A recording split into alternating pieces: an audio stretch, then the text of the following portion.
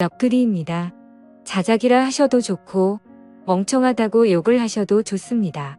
그냥 어디에든 말하지 않으면 너무 힘들어서 제가 정신이 나갈 것만 같아서 이렇게 글을 씁니다. 5년 동안 전혀 몰랐습니다. 정말 까마득히 모르고 살았던 제가 너무 원망스럽네요.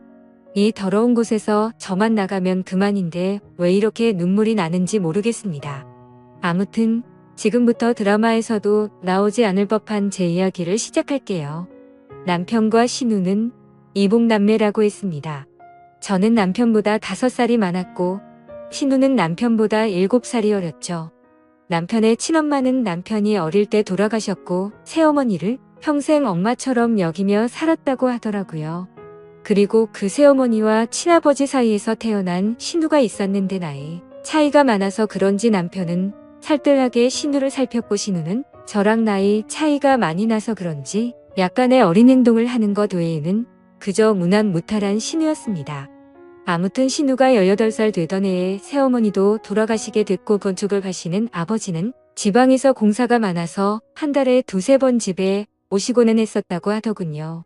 가끔 도우미 아줌마를 부르기도 하고 남편하고 신우가 청소랑 밥을 해먹으면서 서로 챙기며 살아가던 시절에 저는 남편을 만나서 연애를 했죠.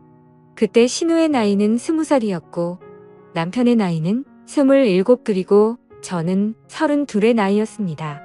32살인 저는 27의 남자친구가 나와 결혼해주지 않을까 봐서 전전긍긍했고 어린 신우가 시집을 갈 때까지 같이 살면서 보살펴주기로 하는 조건을 걸고 제 나이 34세 결혼을 했네요. 신우는 크게 모나지 않고 성격이 무탈한 편이었고 자기 일은 자기가 스스로 하는 편이라 크게 부딪힐 일이 없었습니다. 집은 아버님 명의로 된 45평짜리 아파트였고 여전히 아버님은 한 달에 2~3번만 오셔서는 하루 정도 같이 놀고 먹고 자고는 일 때문에 지방으로 가시곤 하셨죠. 29의 남편은 제 남편이라서가 아니라 누가 보더라도 훈훈한 외모에 능력도 매너도 좋은 남자였습니다. 하지만 그에 비해 저는 그냥 평범한 사람이었고 그나마 내세울 수 있는 건 제 나이에서 3살 정도 어려 보이는 그냥 조금 동안의 평범한 외모입니다. 그래서 그런지 잘난 남편이 불안해서 남편과 연애를 하던 시절부터 항상 외모에 신경을 쓰고 살았고 집안일도 사회생활도 모든 면에서 부족함 없이 완벽한 아내가 되기 위해 무던히도 노력해왔죠.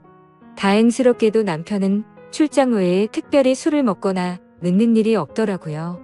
집안일도 같이 해주고 신우이가 시집살이 시키지는 않느냐며 너스레도 떨어주던 자상한 남편이었습니다. 사실 연애할 때 뜻하지 않게 임신이 되어 아이를 낳고자 했지만 그때 결혼할 수 있는 상황이 아니었기에 남편은 평생 동안 꼭 책임져준다고 약속을 하고 아이를 지웠어요. 물론 그때는 너무 큰 상처였지만 결국에는 약속대로 결혼도 하고 저를 책임져 주었으니 더 이상은 상처가 아니라고 생각했습니다. 그런데 불행하게도 결혼 이후 아이를 갖기 위해 무던히 노력했는데 뜻처럼 아이가 생기지 않더라고요. 정말 의도치 않았을 때는 한 번에 임신이 되더니 아무리 노력해도 임신이 되질 않더군요. 그리고 아이를 한번 가져봤었기에 당연히 신체적인 문제는 없다고 생각을 했고 불임검사는 하지 않았습니다. 정말 아이 하나만 내 곁으로 와주면 더 이상 바랄 게 없는 그런 완벽한 결혼 생활이었죠. 남편은 신우를 살뜰히 챙겼지만 내 눈에 이상해 보이지 않을 정도고 정말 단 한 번도 신우와 남편의 사이를 이상하다고 생각해 본 적조차 없었습니다. 그러던 어느 날이었죠. 남편은 밖에서 술자리를 잘하지 않았고 집에 와서 저랑 마시거나 신우랑 셋이 마시거나 했는데 그날도 셋이서 밤 늦게까지 소주에 와인까지 즐겁게 한바탕 거하게 마시고 잠이 든 날이었습니다. 다른 날과 별다를 바 없는 날이었고 신우의 이부자리를 펴주고 잠든 남편을 보고서 잠이 들었습니다. 원래 술을 마시면 중간에 깨지 않고 항상 늦잠을 잤는데 그날은 술 때문인지 목이 말라서 잠식했죠. 근데 옆에서 잠들어 있어야 할 남편이 없었고 거실에 나가봤는데도 없더라고요. 그래서 주말에는 운동을 하러 종종 나가기에 운동하러 나갔는가 보다 하고 물을 마시고 다시 침대로 가서 잤습니다. 근데 속이 좋지 않아서 한참 잠이 오지 않아 뒤척이던 도중에 아가씨 방에서 문이 열리는 소리가 나더군요. 그러더니 곧 이어서 현관에서 신발 소리가 들리더니 현관문이 열리는 소리가 나더라고요. 아가씨가 밖에 나가는가 보다 했는데 남편 소리가 들리는 것이었습니다. 마치 지금 막 들어온 것처럼 말이죠. 하지만 뭔가 순서가 잘못된 것 같아서 이상했습니다. 밖에서 들어오는 거면 현관문이 열리고 신발 소리가 들려야 맞는 건데 신발 소리가 들리고 현관문 소리가 들렸는데 밖으로 나간 사람은 없었죠. 그래서 그날부터 이상한 생각을 지울 수가 없었습니다. 남편은 방으로 들어오더니 밖에 운동을 하러 나갔다 왔다고 말을 했고 저는 제 스스로 잘못 들은 건데 왜 이렇게 예민하나 싶어서 별 생각을 다 했네요. 아무튼 그날 이후로도 별다른 생각 없이 평범하게 지내고 있었고 남편이 출장을 간다던 날 아가씨도 때마침 친구들과 여행을 간다고 하더라고요. 그래서 저도 오랜만에 혼자 있는 시간을 만끽하며 휴식을 즐기고 있었습니다. 그런데 그때 때마침 친구에게서 전화가 왔죠. 이태원에서 저와 제 남편을 봤다면서 저를 따라오다가 사람들이 붐벼서 놓쳤다며 지금 어디로 갔냐고 하더군요. 그래서 나는 집에 있고 남편은 출장을 갔다고 말을 해줬습니다. 하지만 나중에 알고 보니 그때 그 당시 남편은 이태원에 있었던 게 맞았고 친구는 남편 옆에 있는 여자를 당연히 저라고 생각을 했었던 거죠. 왜냐하면 신우이도 나와 같은 갈색 머리에 긴 생머리였고 체형도 비슷했으니까요. 며칠 뒤 남편이 출장이 끝나고 돌아오는 날이었습니다.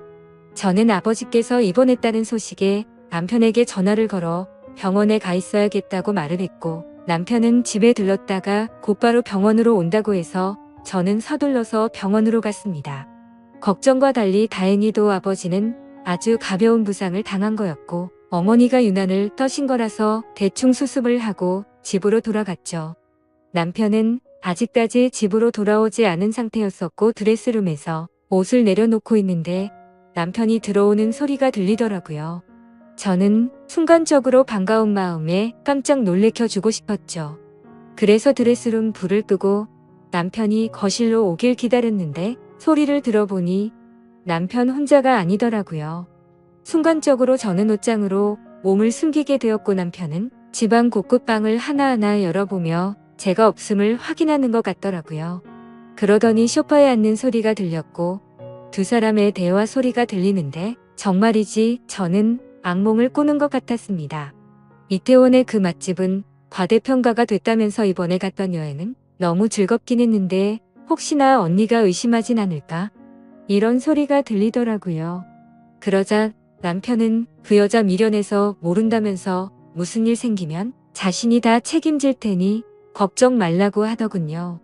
너무 억울하고 화가 나서 눈물이 났고 도저히 참을 수 없는 분노에 이성의 끈을 놓아버린 저는 문을 열고 거실로 나갔습니다.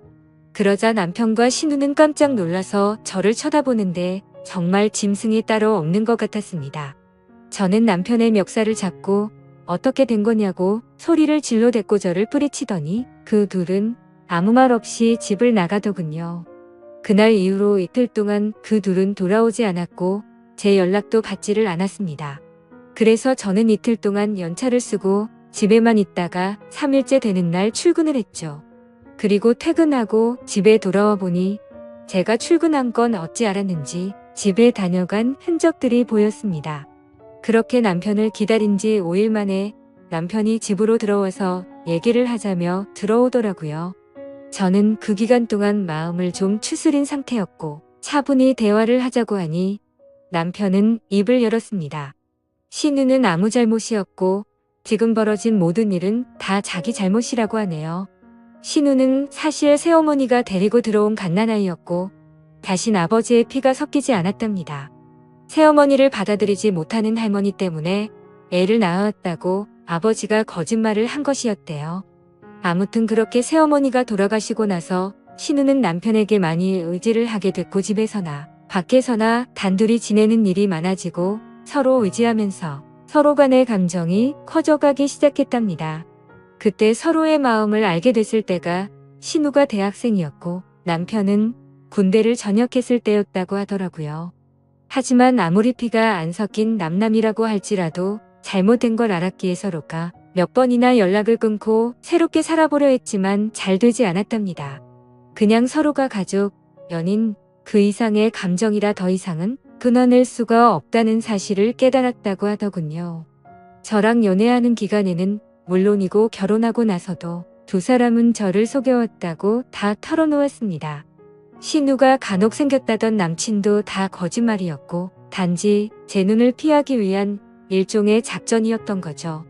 신우의 철없는 행동으로 혹시나 내 의심을 살까봐 남편이 그동안 케어한 것까지 전부 말을 하더군요.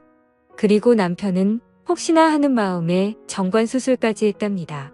제가 아이를 가지면 신우가 질투에 눈이 멀어서 무슨 일이 벌어질까봐 그랬답니다. 정말 남편이 진실되게 하는 말을 들으면서도 이게 꿈인지 진짜인지 믿을 수가 없겠더라고요. 순순히 자기 입으로 시인을 했지만 간통죄가 없어졌으니 이 둘을 감옥으로 보낼 수도 없는 노릇이었습니다. 이혼 소송을 해서 재산이라도 뺏어보려 했지만 변호사와 상담을 해보니 어차피 둘이 결혼해서 같이 모은 돈 반 나누는 거 외에는 위자료 1,000만 원에서 3,000만 원 정도 받을 수 있을 거라고 하더라고요. 그런데 남편이 1억을 주겠다며 괜히 남들 입에 오르내리지 않게 소송은 하지 말고 조용히 협의 이혼을 하자더군요. 같이 모은 돈도 전부 저를 주고 위자료로 1억을 주겠답니다. 그 말이 저를 위해서가 아니라 신우를 위해서인가 보다 생각이 들더군요. 그리고 얘기를 들어보니 시아버지란 사람도 이미 알고 있는 것 같았습니다. 세상을 떠난 새엄마라는 사람과도 생전에 서류상으로 혼인을 하지 않았었고 서류상으로도 둘은 정말 완벽한 남남이니 이제 저만 없어지면 둘이 잘 먹고 잘 살 수 있겠지 싶더라고요. 저도 도저히 그 인간과는 지낼 수 없었기에 모든 걸 포기했습니다. 이혼 서류는 이미 접수했고 5년 동안 모은 돈과 위자료 1억까지 오늘 입금이 되었더군요. 저와 대화한 이후로 남편과 신우는 단 한 번도 집으로 들어오지 않았고 저는 이제 제 옷가지들만 싸서 이 집에서 나가면 되는데 왜 이렇게 가슴이 먹먹하고 찢어질 것 같은지 모르겠네요. 우리 부모님께서는 아직 이 사실에 대해서 전혀 모르시는 상황이고 제 친구들도 아무도 모르는데 저는 어디로 가서 울어야 할지 모르겠습니다.